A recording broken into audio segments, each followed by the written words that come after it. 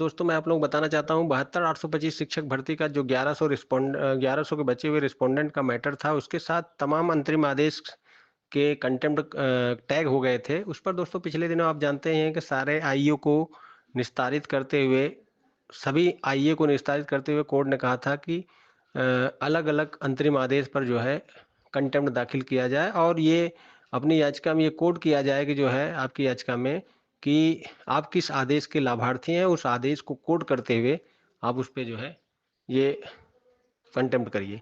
फिलहाल तो दोस्तों मैं आपको बताना चाहता हूँ कि अक्षरशः सत्य हुई है हमारी बातें। सबसे पहले हमने सोशल साइट पे आपको बताया था कि ये आदेश हुआ है। ऑर्डर शीट में हमारा नाम भी है दोस्तों, क्योंकि ऑनलाइन बहस का जब कोई हिस्सा होता है तो ऑर्डर शीट में नाम आता है और मैं एकदम लाइव बहस का हिस्सा था। जो कुछ हुआ था सबसे पहले मैंने आपको बताया और वही चीज़ें ऑर्डर में अक्षरशः सत्य होके आई।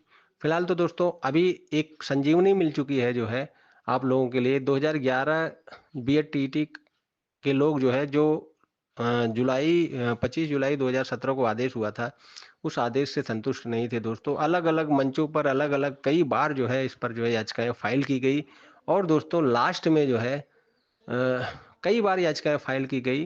कभी अल्प सफलता मिली तो बाद में फिर आगे जाके कोर्टों में जो है वो ध्वस्त हो गई। फिर कहीं न कहीं दोस्तों वो आदेश ऐसा था जो कि निश्चित रूप से किसी को मान्य नहीं था। क्योंकि वो आदेश ऐसा था दोस्तों कि इसमें अन्याय लग रहा था, क्योंकि जो भी अंतरिम आदेश हुए थे उसमें जो है 66,655 का जो डाटा दिया दिया गया था, संजय सिन्हा जो तत्कालिक सचिव थे उन्होंने जो है उसमें बहुत सारी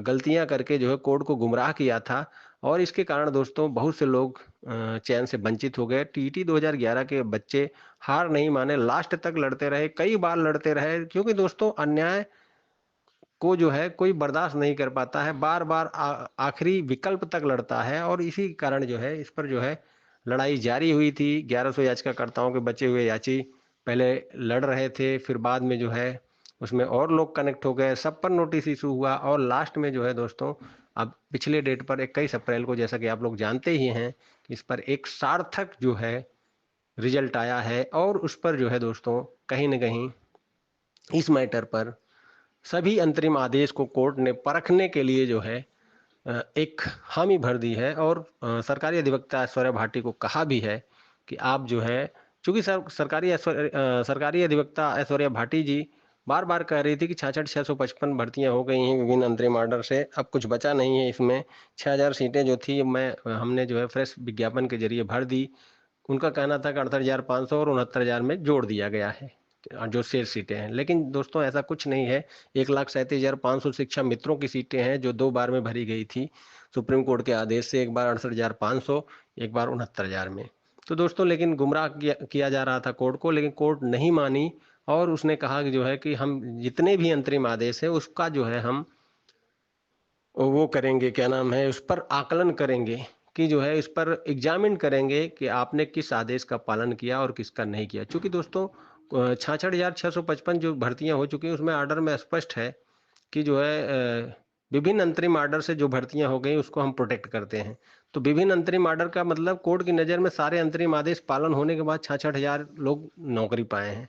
लेकिन दोस्तों ऐसा नहीं हुआ है। अब मुझे लगता है कि हर एक परत खुलने के आसार हैं और जो है निश्चित रूप से एक संजीवनी मिल गई है इस मैटर में और सभी लोग, चाहे वो 90-105 के जो काउंसलिंग कराए हैं वो लोग हों, चाहे 12,091 की लिस्ट के लोग हों, चाहे जो है 24 फरवरी जो 1100 याचियों के बेस पर सिमिलर फुटिंग पर लाभ मिला था, जस्टिस दीपक मिश्रा द्वारा 3 बार ऑर्डर किया गया था कि 1100 याचिकाकर्ताओं के बेस पर जो लोग 24 फरवरी 2016 तक थे उनको जो है सेम जो है बेनिफिट दिया जाए।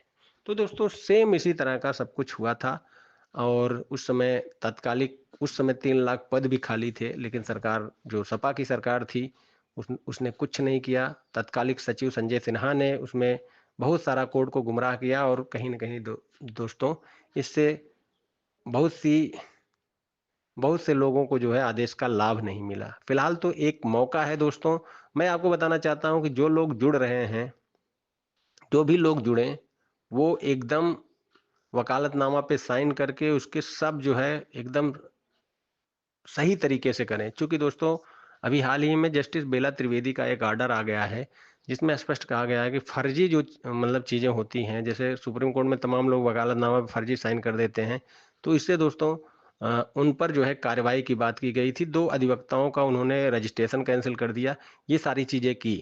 तो दोस्तों आप ये श्योर करिए, आप कहीं देखिए किसी से 200-500 रुपया कम ज़्यादा के लिए जो है आप जुड़ रहे हैं, तो ये आप देखिए कि आपका कहीं उससे अहित तो नहीं हो रहा है। चूँकि आप यदि वकालतनामा पे साइन नहीं होता है दोस्तों, तो आप लाभार्थी यदि ऐसा कुछ आदेश हुआ वेरिफिकेशन के लिए कि जो है आप साइन किए थे कि नहीं और सेम साइन मिल रहा है कि नहीं, क्योंकि वकालतनामा दोस्तों मैं देखता हूँ बहुत से लोग फर्जी साइन बना के सबका जो है वो कर देते हैं। लेकिन पिछले दिनों सुप्रीम कोर्ट के 2 ऑर्डर, एक जस्टिस ओका की बेंच से आया था, एक जस्टिस बेला त्रिवेदी। जस्टिस बेला त्रिवेदी तो इतनी ज़्यादा सख्त हो गई कि उन्होंने एक अधिवक्ता का रजिस्ट्रेशन ही कैंसिल कर दिया। इसके अलावा दोस्तों उन्होंने ये कहा भी था, पेपर में भी ये दिया गया था, जस्टिस बेला त्रिवेदी ये जून में रिटायर हो रहे हैं। उन्होंने कहा कि हम अपने करियर के आखिरी पड़ाव पर हैं और वकीलों पर इस तरह की कार्रवाई करके निश्चित रूप से हमें अच्छा नहीं लग रहा है, लेकिन सुप्रीम कोर्ट में इस तरह की वकालत को हम बर्दाश्त नहीं कर सकते जहां सारी चीजें फर्जी ढंग से की जा रही हो। मतलब उन्होंने कहीं ना कहीं जो है ये कहा था कि जो सिग्नेचर वगैरह और सब फर्जी ढंग से होता है, ये बिल्कुल बर्दाश्त के योग्य नहीं है। क्योंकि कभी-कभी दोस्तों याचिकाकर्ताओं को पता भी नहीं होता है और उनकी साइन बना के जो है कुछ कर दिया जाता है। ये निश्चित रूप से गलत है। फिलहाल तो दोस्तों मैं आपको बताना चाहता हूँ, यदि जो है इस तरह का कुछ भी आदेश आया कि वह हस्ताक्षर वेरिफिकेशन हो, तो उस परिस्थिति में आप यदि वकालतनामा पे खुद अगर नहीं वो करेंगे, साइन करेंगे, तो निश्चित रूप से आप बाहर हो जाएँगे। दोस्तों इसमें तमाम लोग कुछ ऐसे दलाल टाइप के एडवोकेट हैं दोस्तों, जिनको जो है इससे कोई लेना-देना नहीं, पकड़ में आएगा, याचियों पर जुर्माना हो या कुछ हो, उनसे कोई मतलब नहीं। उनको सिर्फ़ और सिर्फ़ आर्थिक जो है अर्थ दिखता है और कुछ नहीं दिखता है। तो इसलिए दोस्तों मैं आपको बताना चाहता हूँ, किसी भी ढंग का फर्जी काम मत करिए, क्योंकि सुप्रीम कोर्ट का अभी लेटेस्ट जजमेंट आया है। यदि इस तरह से कभी भी आपने कहीं अगर पकड़े गए, जुर्माना के साथ-साथ आप ये समझ लीजिए, पहली बात तो वकील को भी दिक्कत है, उस वकील का जो है रजिस्ट्रेशन कैंसल हो सकता है। इसके अलावा दोस्तों जो अ, वो है क्या नाम है याची है, उसके ऊपर भी किसी भी प्रकार की कार्रवाई हो सकती है कि आपने जो है किसी को अपना आधार कार्ड या कैसे दिया बिना वकालतनामा के साइन के।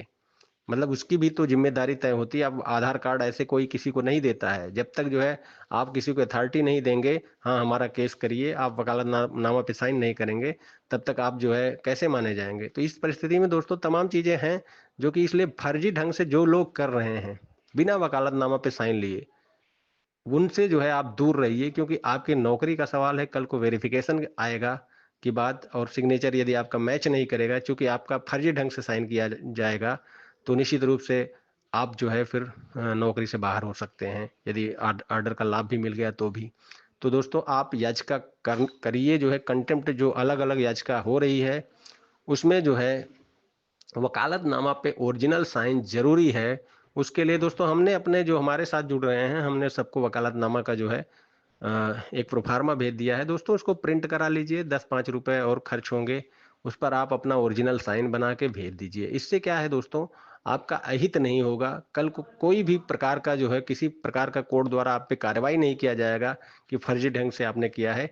इसलिए दोस्तों वकालतनामा पे साइन होना बहुत ज़रूरी है। हम कह रहे हैं जब आप याचिका में जुड़ने के लिए इतने पैसे खर्च कर रहे हैं, तो 10-5 रुपए का और वकालतनामा प्रिंट करके यदि आप नहीं भेजेंगे, तो निश्चित रूप से गलत होगा। तो आप ऐसे नकली लोग जो कि दलाली टाइप के कर रहे हैं, कुछ अधिवक्ता भी इसी टाइप के हैं जो कि हाई कोर्ट से सुप्रीम कोर्ट तक सिर्फ दलाली करने आते हैं अलग-अलग मैटरों में। तो दोस्तों उन लोगों से भी सावधान रहने की ज़रूरत है।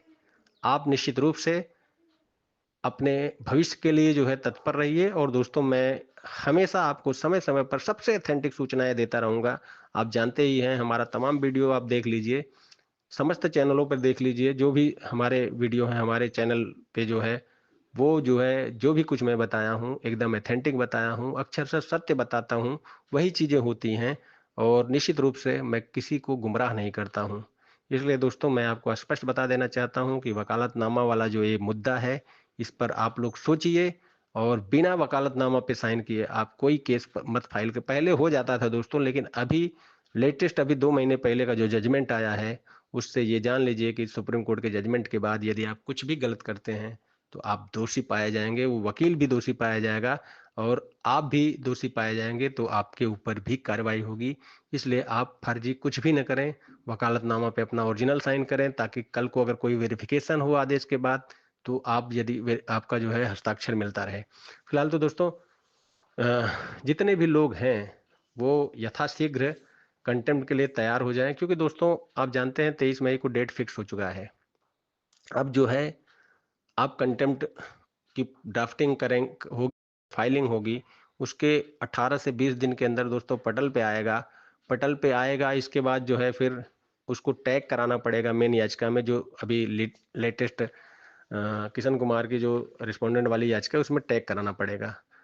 तो दोस्तों निश्चित रूप से इसमें एक टाइम लगेगा और उतना टाइम नहीं है। अब मात्र हमें लगता है कि 23 मई मात्र 28 दिन बचा है। तो ऐसी परिस्थिति में आपके पास समय कम है। जल्द से जल्द जो है अलग अलग जो भी है, जो 90-105 के लाभार्थी हैं वो 24 फरवरी में न जाएं, ये ध्यान ध्यान दें। जो 24 फरवरी के हैं वो 24 फरवरी में रहें। देखिए 12/091 के जो लोग हैं वो सिर्फ 12/091 में करें। ऐसा नहीं कि जो 12/091 में भी है, 90-105 में भी है, 24 फरवरी में भी है, 3-3 कर दे। 3 करना बिल्कुल भी सही नहीं है। आप 12/091 में है तो 12/091 का करिए, आप 90-105 के हैं तो 90-105 के करिए, और जो इन दोनों ऑर्डर में नहीं है तो वो जो है 24 फरवरी में करिए। एक चीज आपको मैं बता देना चाहता हूं कि जो 90-105 के लोग हैं और 12/091 के लोग हैं, उनको पुरानी याचिकाओं का डिटेल इसमें नहीं कुछ देना है। ऐसा नहीं कि उसमें, क्योंकि वो सब जनरल आदेश था। लेकिन 24 फरवरी के जो लोग हैं उनको जो है उसमें मेंशन करना पड़ेगा कि हम जो है इस लाभार्थी थे, इस आईए के, इस याचिका के, ये सारी चीजें मेंशन करनी पड़ेंगी। और दोस्तों कहीं ना कहीं इस पर जो है 24 फरवरी के जो लाभार्थी हैं उनके लिए विशेष आपको ये मेंशन करना होगा कि हम इस आईए में थे, इस उसमें थे। बाकी 90-105 और 12/091 के लोग, इनका जनरल आदेश था। ये लोग जो है जनरल आदेश के जरिए इनकी नियुक्ति का आदेश था, तो ये लोग, इन लोगों को ऐसा कुछ जरूरत नहीं है। और जो 24 फरवरी के लोग हैं उनको उनकी कंटेम्प्ट याचिका में मेंशन करना होगा। फिलहाल तो दोस्तों जैसी सूचनाएं रहेंगी मैं आपको देता रहूंगा। और हमारे पास बहुत से लोग कॉल कर रहे हैं दोस्तों, मैं किसी का फ़ोन नहीं उठा रहा हूँ। आप, चूंकि मैं बिजी हूँ, व्यस्तता थोड़ा ज़्यादा है, और तमाम लोग हमारे पास भेज भी रहे हैं, सबका जो है डायरी पर नोट करना, सब कुछ जो है ये सब एक बड़ा काम होता है, जिम्मेदारी भरा काम होता है। तो इसलिए दोस्तों उसको जो है ताकि किसी का अहित ना हो, अगर किसी एक का नाम छूट गया और 23 तारीख को यदि जजमेंट आ गया, क्योंकि दोस्तों 23 मई लास्ट वर्किंग डे है सुप्रीम कोर्ट का, इसके बाद समर वेकेशन आ जाएगा, फिर 8 जुलाई को कोर्ट खुलेगी। जुलाई के सेकंड वीक में खुलेगा, जिस जो भी सोमवार होगा, संभवतः 8 जुलाई है। लेकिन फिलहाल तो मैं आपको बता देना चाहता हूँ कि आप लोग जो भी हमारी बातें हैं वो ऑथेंटिक समझिए, वकालतनामा पे ओरिजिनल साइन करके ही याचिका फाइल करिए। और जो हमारे साथ जुड़ रहे हैं वो वकालतनामा का प्रिंट मैं हमसे मांग लें, वकालतनामा का पीडीएफ, और हमको उसको प्रिंट करा के साइन करके ही भेजें। बिना वकालतनामा के मैं कुछ भी नहीं करूंगा, क्योंकि मैं भी एक एडवोकेट हूँ।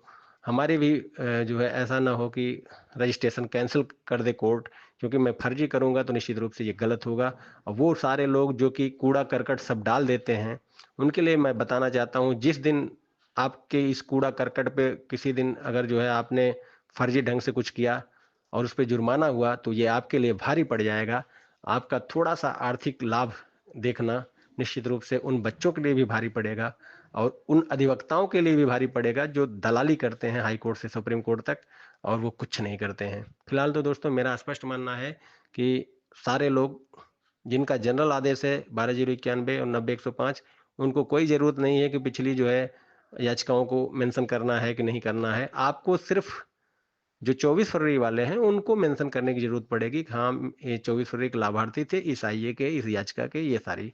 तो ये सारी चीज़ें दोस्तों करनी पड़ेगी। फिलहाल तो जो लोग हमसे जुड़ना चाहते हैं दोस्तों, वो हमारे व्हाट्सएप नंबर पे ही संपर्क करिएगा।